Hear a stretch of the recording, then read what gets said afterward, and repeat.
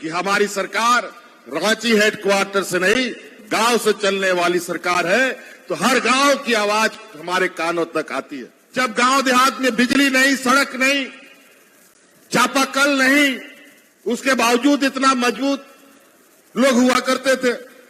अब तो सड़क भी चला गया, बिजली भी चला गया, चापाकल भी आ गया, कुआं भी खुद रहा है, तरह तरह का चीज उपाय हो गया, फिर भी आज अस्वस्थ लोग हो रहे हैं। कहीं पर टंकी लग रहा है, कहीं बोरिंग हो रहा है, कहीं पाइपलाइन बिछ रहा है, तरह तरह के काम हो रहे हैं। लेकिन कई जगहों पर हमें ये शिकायत मिलती है कि ठेकेदार सब बड़ी गड़बड़ी करता है और अभी 2 दिन भी पानी चलता नहीं है, पानी बंद हो जाता है। और महिला सशक्तिकरण का भी हमारा संकल्प है। अलग अलग माध्यमों से हम लोग महिला समूहों को अपने पैरों पर खड़ा होने के लिए, स्वावलंबी बनाने के लिए कार्य योजना बना रहे हैं।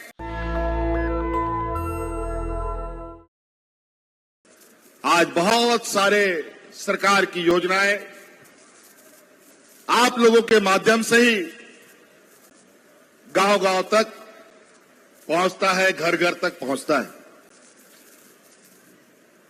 उन्हीं में से आप सभी जल सहिया हैं। और याद कीजिए, आप सभी जल सहियाओं का जो नियुक्ति हुआ था, वो नियुक्ति कौन किया था? वो नियुक्ति हम ही ने किया था जब हम इस विभाग के मंत्री हुआ करते थे।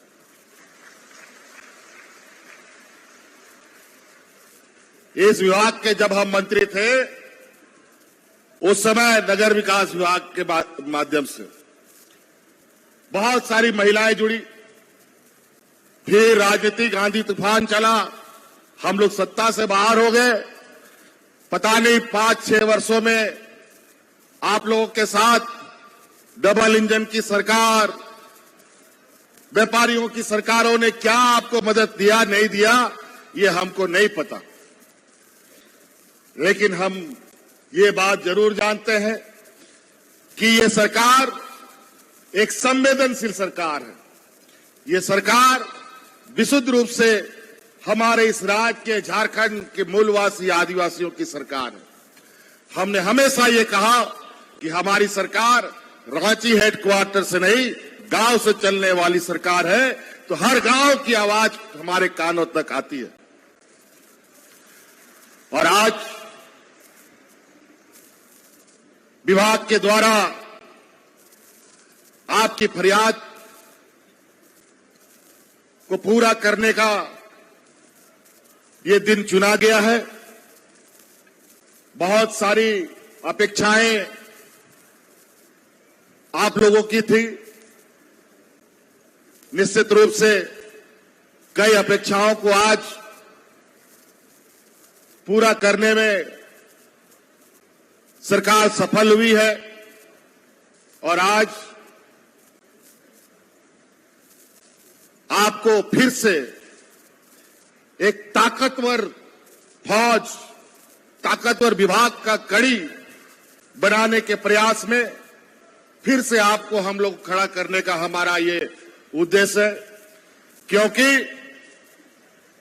आज गांव गांव तक, जन जन तक स्वच्छ पानी पहुंचाना एक बहुत बड़ा चुनौती है। आज आपको मालूम होना चाहिए कि अगर किसी भी व्यक्ति में कोई बीमारी होती है तो उसका 70% का जिम्मेदार पानी होता है। अगर स्वच्छ पानी मिलेगा तो आदमी भी अस्वस्थ नहीं होगा, गांव देहात के लोग अस्वस्थ नहीं होंगे। जो हमारे पूर्वज जिस तरीके से मजबूत हुआ करते थे, वैसे ही मजबूत हमारा गांव होगा। लेकिन आजकल हम देखते हैं गांव गांव में कई सारी बीमारियों का मकड़जाल फैल रहा है। हल्का बुखार होता है, सर्दी खांसी होता नहीं है कि लोगों की जानें चली जाती है। लेकिन वहीं देखिए, कई ऐसे गांव में लोग भी हैं जहां 100 साल के ऊपर पार कर गया। और उस समय का आदमी, जब गांव देहात में बिजली नहीं, सड़क नहीं, चापाकल नहीं, उसके बावजूद इतना मजबूत लोग हुआ करते थे। अब तो सड़क भी चला गया, बिजली भी चला गया, चापाकल भी आ गया, कुआं भी खुद रहा है, तरह तरह का चीज उपाय हो गया। फिर भी आज अस्वस्थ लोग हो रहे हैं। कहीं ना कहीं आज ये बहुत बड़ी चुनौती हम लोगों के सामने है कि घर घर गांव गांव तक स्वच्छ पानी उपलब्ध कराएं। इसके लिए विभागीय स्तर पर कई सारे कार्य योजना तैयार की गई है। कहीं पर टंकी लग रहा है, कहीं बोरिंग हो रहा है, कहीं पाइपलाइन बिछ रहा है, तरह तरह के काम हो रहे हैं। लेकिन कई जगहों पर हमें यह शिकायत मिलती है कि ठेकेदार सब बड़ी गड़बड़ी करता है और चोरी करता है और हल्का फुल्का काम करके भाग जाता है और फिर 2 दिन भी पानी चलता नहीं है, पानी बंद हो जाता है। इसी की रक्षा के लिए, उसी का चौकीदारी करने के लिए अब जल सहिया को इसका जिम्मा मिलेगा और ये काम मजबूती से आपके हाथ में रहेगा। आप जो ठेकेदार सब गड़बड़ी करेगा उसके खिलाफ आप शिकायत दर्ज कराइए, तुरंत उस पर हम लोग कार्रवाई करने का काम करेंगे। क्योंकि ये सारे काम आपके लिए है, आपके घर द्वार, आपके गांव के लिए है, आपके परिवारों के लिए। इसलिए ये बहुत जरूरी है कि आज आप सभी लोग इस काम में मजबूती के साथ, सरकार के साथ कदम में कदम मिलाएं। और विशेषकर महिला समूह को जोड़ा गया है और महिला सशक्तिकरण का भी हमारा संकल्प है। अलग अलग माध्यमों से हम लोग महिला समूहों को अपने पैरों पर खड़ा होने के लिए, स्वावलंबी बनाने के लिए कार्य योजना बना रहे हैं। आपको मालूम होना चाहिए कि राज अलग हुए 20 साल हो चुके, अभी तो 24 साल चल रहा है।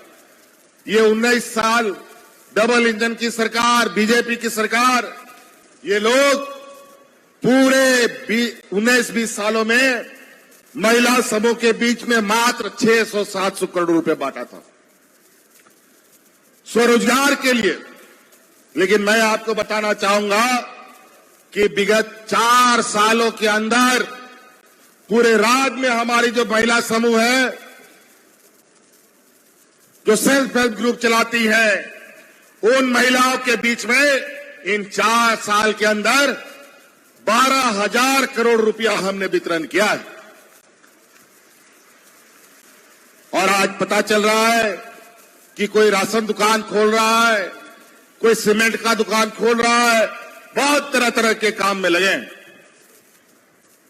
ये निश्चित रूप से हमारा ये मानना है कि गांव मजबूत होगा तभी राज मजबूत हो सकता है, और राज मजबूत होगा तभी देश मजबूत हो सकता है। बहुत सारे लोग आज देश को मजबूत करने की बात करते हैं, लेकिन पता चला गांव का हालत इतना बद से बदतर है तो देश मजबूत कैसे हो सकता है। आज के दिन में भी इस देश में 80 करोड़ लोग सरकार के अनाज पर जिंदा है और विकसित भारत के भजन कीर्तन करते रहते हैं। गरीब गुरवालों को ठगने का काम, आज देखिए महंगाई आसमान छू रहा है। दाल, चावल, आटा, नमक, बाल बच्चों का पढ़ाई का किताब, कॉपी, कलम सब महंगा। महंगाई रुकने का नाम नहीं ले रहा। जब हम लोग सरकार में थे, दिल्ली के केंद्र सरकार में, तो उसमें गैस सिलेंडर 400 टका मिलता था, आज 1000-1200 के ऊपर पार है। जो नमक 2 रुपया 3 रुपया किलो मिलता है, आज 50 रुपया 100 रुपये के बराबर हो गया। सरसों का तेल वही हाल, साग सब्जियों का वही हाल, पेट्रोल डीजल का वही हाल। और ये पैसा गरीब गुरुआ में नहीं बटता है। आज देश के बताइए, केंद्र सरकार ने तो कोई मदद नहीं किया आपको। आज पूरी की पूरी जिम्मेवारी आप लोगों की राज्य सरकार ने उठाई है और आपसे भी हम अपेक्षा रखते हैं, उम्मीद रखते हैं कि आप भी केंद्र सरकार के साथ कदम से कदम मिलाएंगे। इसलिए बातें बहुत है, आप लोगों को वापस भी जाना है, तो हम इन्हीं संचित बातों के साथ, क्योंकि योजना के बारे में गिनाना शुरू करूंगा तो एकदम लंबा समय लग जाएगा। आप ही लोगों से एक समर्थन चाहते हैं जोर से। क्या सरकार बढ़िया काम कर रही है? आवाज दीजिए जोर से। आप लोग खुश हैं? चलिए, आप लोग का आशीर्वाद रहेगा। चलिए, इन्हीं बातों के साथ आप सब लोग को मेरी ओर से बहुत बहुत शुभकामनाएं। जोहार। नेशनल दस्तक की आपसे गुजारिश है कि अगर इसको बचाना चाहते हैं तो नेशनल दस्तक को सब्सक्राइब करने के लिए रेड कलर के सब्सक्राइब बटन को दबाएं, फिर बेल आइकन की घंटी दबाएं। नेशनल दस्तक को बचाने के लिए बहुत जरूरी है कि हर खबर को शेयर करें, लाइक करें, कमेंट जरूर करें।